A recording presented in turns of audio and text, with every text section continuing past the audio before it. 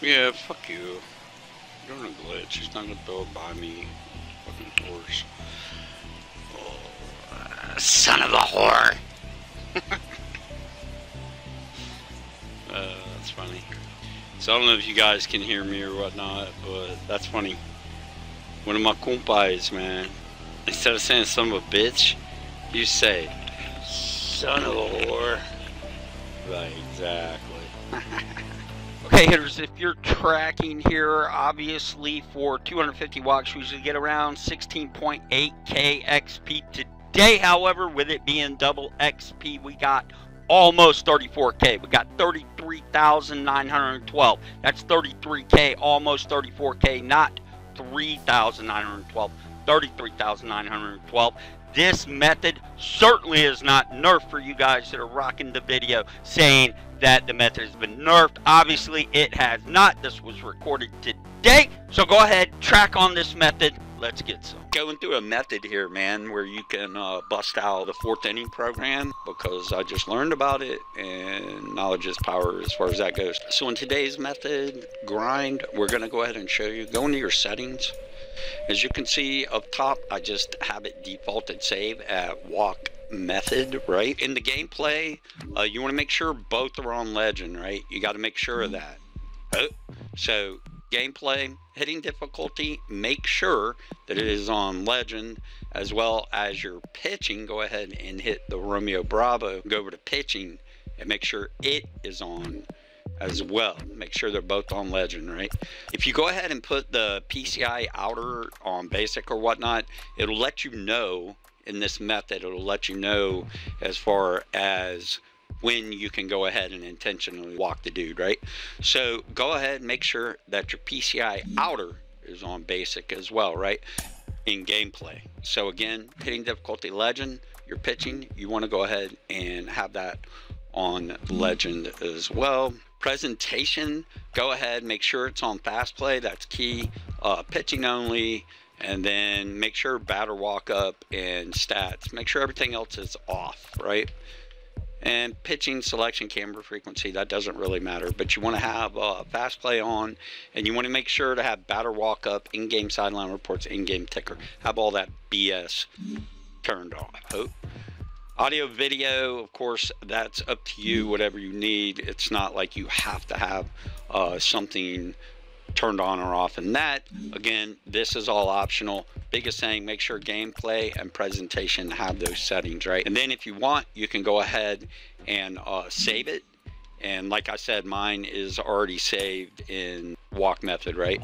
So then what you're gonna want to do is go into your Diamond Dynasty. So then what you'll do once you're in Diamond Dynasty, right? I'll just go into Diamond Dynasty, I'll check a few things out, right? And then I'll go ahead and leave Diamond Dynasty.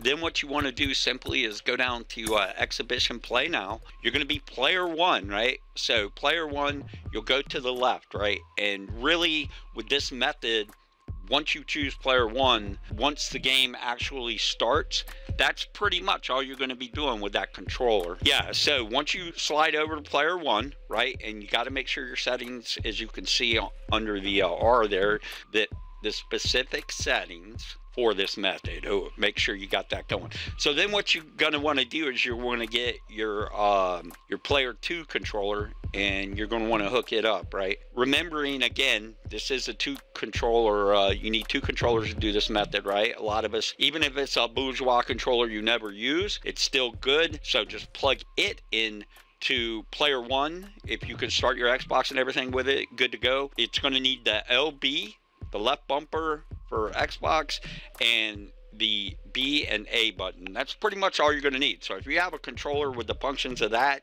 even on PS4, it'll definitely work for you, and you can track this method. So you might have to sign in your player 2 controller. Just signing in on the same account, you know, like mine's MatrixNative. I've already signed in with this player 2 controller, right? So then you go to the right and you pick a team there, right? I always make sure that I pick player 2 first and then player 1, right? Because player 1 is actually the account that this is going to go to, right? All the rewards and such, right? So once you do that, you go ahead and ready up with your controller, with your second controller, right? And this is the controller that you will be, you know, messing with the most.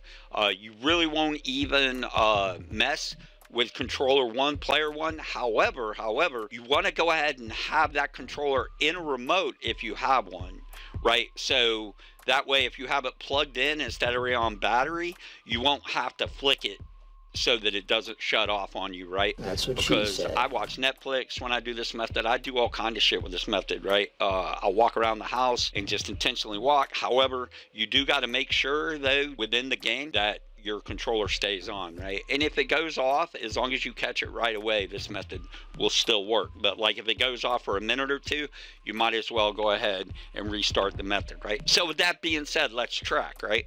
So again, player 2, I'll let him choose everything. It doesn't even matter the teams, peeps, at all. Like, it just doesn't matter. The only thing is, you might want player 2 to have like a really good pitching staff, right? I'll just leave it at that, and I'll explain why in a little bit. So player 2's readied up. I'm gonna go ahead and green up. Again, with player 1, I'm picking the stadium and the presentation. Make sure it's on fast play. Again, with your player 2, right, you want to pick the best pitcher, which by default they usually have you pitch the best pitcher, right? Pick the best pitcher, comprendo? All right, so we'll go ahead and hit alpha there, the alpha there, or whatever it is on Xbox, your 6 o'clock button. And then again, with player 2, we hit start first, and then with player 1, we hit start. So when this goes ahead and it's gonna load in, right? Once it loads in, then all you're simply gonna do is make sure that controller 1 stays on. That's all you're gonna do, right? Again, if you plug it in, that's awesome, and you won't have to worry about fucking with it, you know, like hitting a button or whatnot to keep it on, because most controllers, you know, they'll go ahead and they'll time out on you if you're not right there. And again, this method here, I'll just go ahead, watch some Netflix, watch some of my favorite tubers, maybe watch some of my tube videos, whatever. So you can go ahead and skip this with controller 1 if you want. All right, so once this happens, that's it, pretty much, with controller 1. Then all you're gonna do with controller 2 is you're gonna intentionally walk. You're gonna keep doing this. So it's LB, B, intentionally walk, and then A. Again, like every 4 seconds you can do it, right? LB, B, and A. So it's basically, as soon as it cuts to the other screen, you can basically do it when that outer PCI comes up. So what I do and what some people do is they'll go ahead and get a rubber band and just put it around LB, and then all you got to do is hit B and then A, or whatever the PS4 is. It'll be your 3 o'clock and then your 6 o'clock button, right? I have like this tactical forearm strap that I actually strap around my LB when I'm really doing this, like hardcore, watching a Netflix, you know, flick for like 2 hours or porn or something. I'll just go ahead and just make sure that I'm constantly hitting this B and A, right? I can be in the other room and doing it as well. If you look at the energy of your pitcher, so by the time you're like at 75 or 100 runs, man, it's going to, he's going to be like stupid tired. Sometimes, if you want to try to keep him in, you know, it's not that big of a deal. He will keep pitching, but sometimes, you know, he'll get hurt. But, you know, who gives a shit? Again, first inning, and then once you're done, I'm only going to do it 20 here, but I will be showing you footage of what I did at 400, 500, 600 times, right? And that's legit. I've never gone over 600, so I don't know if the game would reset or not. So don't blame Matrix. If you fucking go over 600 and it resets you to 0, alright? I've tested it up to 600 so I can tell you. So, when you're ready to quit out, however many runs you got, you just hit your start button, simply go to exit, make sure that you drop down one and give it a little fire for effect on the confirm exit, because you will be kicking your dog if you hit the confirm restart, and don't you be kicking your fucking dog. Alright, so confirm exit, and then I come over to my player 1 controller, remember, and I'll just start kind of messing with the buttons, the sticks or whatnot, right? Boom, boom, boom, boom, boom, boom. So here I got 1,479 XP, which is not bad, but it was only 20 runs.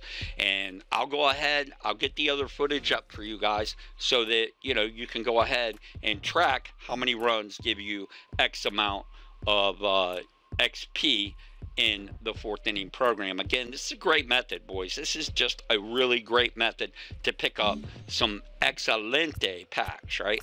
So I hope that, you know, you enjoyed the video today. Go ahead, snipe the like, snipe the sub. I'll get you next video, because that's how we roll.